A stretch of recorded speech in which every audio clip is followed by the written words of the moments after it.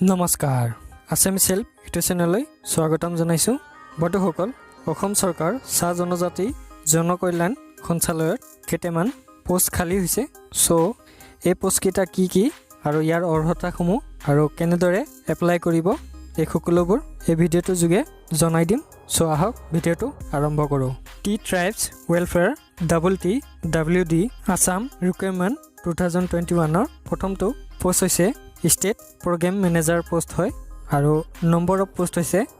এটা education qualification হ'ব master in social worker sociology MBA mass কমিউনিকেশ্যনৰ এডুকেশ্যন কোৱালিফিকেশ্যন লাগিব ইয়াৰ পিছত আছে এক্সপিৰিয়েন্স 3 ইয়াৰ্ছ এক্সপিৰিয়েন্স হ'ব লাগিব ইন গভৰ্ণমেণ্ট PSO নহবা autonomous body with 1 years diploma in computer এপ্লিকেশ্যনত লাগিব সো ইয়াৰ তলত আছে মান্থলি দৰমহাটো সো মান্থলি দৰমহাটো হ'ব 35000 সো ইয়াৰ তলত আছে বয়সৰ সীমাটো বয়সৰ মিনিমাম 21 বছৰ লাগিব আৰু ম্যাক্সিমাম 45 বছৰ লাগিব সো ইয়াৰ তলত আছে programmer manager at sub ডিভিজনাল SQ আছে ইয়াৰ টোটাল নম্বৰ অফ পোষ্ট হৈছে 46 টা আৰু ইয়াৰ এডুকেশ্যন কোৱালিফিকেশ্যন লাগিব গ্ৰেজুৱেট ইন এনি ডিসিপ্লিন যিকোনো ষ্ট্ৰীমৰ গ্ৰেজুৱেট হলে হ'ব তো ইয়াৰ পিছত আছে এক্সপিৰিয়েন্সটো সো বন্ধুসকল এক্সপিৰিয়েন্স 2 বছৰৰ এক্সপিৰিয়েন্স লাগিব ইন গভৰ্ণমেণ্ট PSO নহবা autonomous body with 6 month diploma লাগিব ইন কম্পিউটাৰ এপ্লিকেশ্যনত সো ইয়াৰ তলত আছে মান্থলি দৰমহাটো 18000 টকা পাব আৰু ইয়াৰ তলত বয়সৰ সীমাটো আছে মিনিমাম 21 বছৰ লাগিব আৰু ম্যাক্সিমাম 45 ইয়াৰ্ছ লাগিব সো ইয়াৰ তলত আছে state MIS manager at state SQ total number of post এজনে আছে সো ইয়াৰ তলত এডুকেশ্যন কোৱালিফিকেশ্যনটো আছে এডুকেশ্যন কোৱালিফিকেশ্যনটো PE লাগিব ইন কম্পিউটাৰ সায়েন্সত নহবা ইলেক্ট্ৰনিক্সত নহবা টেলিকমিউনিকেশ্যনত ইঞ্জিনিয়াৰ নহবা MCA লাগিব ইয়াৰ তলত এক্সপিৰিয়েন্সটো আছে experience must have 1 years experience লাগিব proficiency in office database management 1 বছৰৰ experience লাগিব সো ইয়াৰ তলত আছে monthly দৰমহাটো 30000 পাব সো ইয়াৰ তলত এজ লিমিটটো আছে এজ লিমিটটো মিনিমাম 20 ইয়াৰ্ছ হ'ব আৰু ম্যাক্সিমাম 45 ইয়াৰ্ছ হ'ব ইয়াৰ তলত একাউণ্ট মেনেজাৰ এট ষ্টেট লেভেলৰ আছে আৰু ইয়াৰ টোটাল নম্বৰ অফ পোষ্ট এজনেই আছে আৰু এই পোষ্টৰ এডুকেশ্যন কোৱালিফিকেশ্যন লাগিব graduate in commerce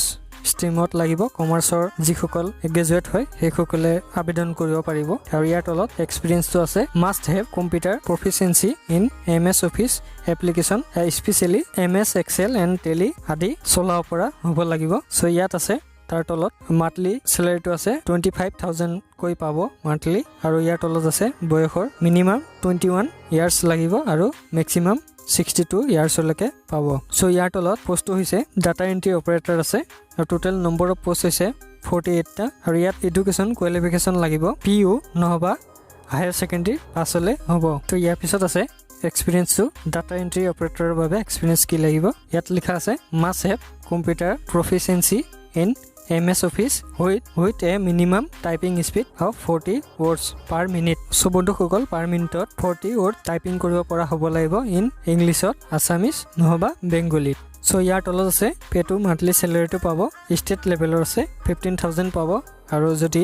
sub division লেভেলৰ হয় তে 12000 কৈ পাব ইয়াৰ তলত আছে এজ লিমিটটো মিনিমাম 20 ইয়াৰ্ছ হ'ব লাগিব আৰু ম্যাক্সিমাম 45 ইয়াৰ্ছ হ'ব লাগিব সো বন্ধুসকল TWT আসাম সিলেকশন প্ৰসেসটো আমি চাই লওঁ কেনে ধৰণে সিলেকশন হ'ব সো ইয়াত তিনটা ফেজ দিয়া আছে ফেজ 1 ফেজ 2 আৰু ফেজ 3 ফেজ 1 ত আছে অবজেক্টিভ টাইপৰ ৰাইটিং টেষ্ট হ'ব আৰু ফেজ 2 ত আছে কম্পিউটাৰ প্ৰেক্টিকেল টেষ্ট হ'ব ফেজ 3 ত ভাইবা হ'ব সো বন্ধুসকল এই ভিডিঅটো শেষৰ ফালে ৰাইটিং টেষ্টৰ যিখন সিলেবাস আছে সেই সিলেবাসখন কৈ দিয়া হ'ব সো বন্ধুসকল ভিডিঅটো শেষলৈকে চাব লাষ্টৰ ফালে কোৱা আছে সিলেবাসটো সো ইয়াৰ তলত আছে হাউ টু এপ্লাই কোড কৰিব কেনেকৈ কৰিব কোনটো ৱেবছাইটত গৈ কৰিব সো ইয়াত লিখা আছে দুটা ৱেবছাইট দিয়া আছে এটো প্ৰথমটো এটো সেকেন্ডটো ইয়াত লিখা আছে www.assam.gov.in ত গৈ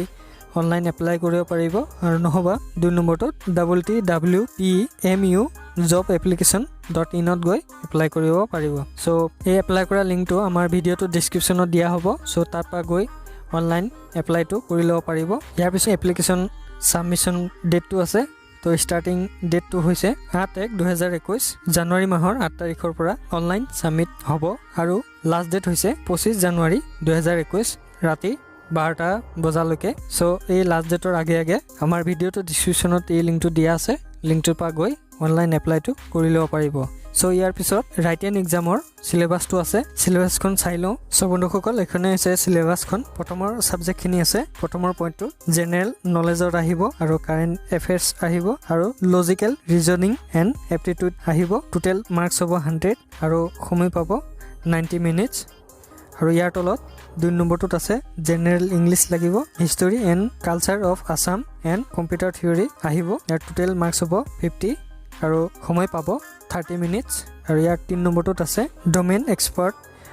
knowledge about T community of Assam year total marks হ'ব 50 আৰু সময় পাব 30 মিনিটস সো এই সকলোবোৰ মিলাই টোটেল 200 আহিব 200 মাৰ্কসৰ আহিব আৰু সময় হ'ব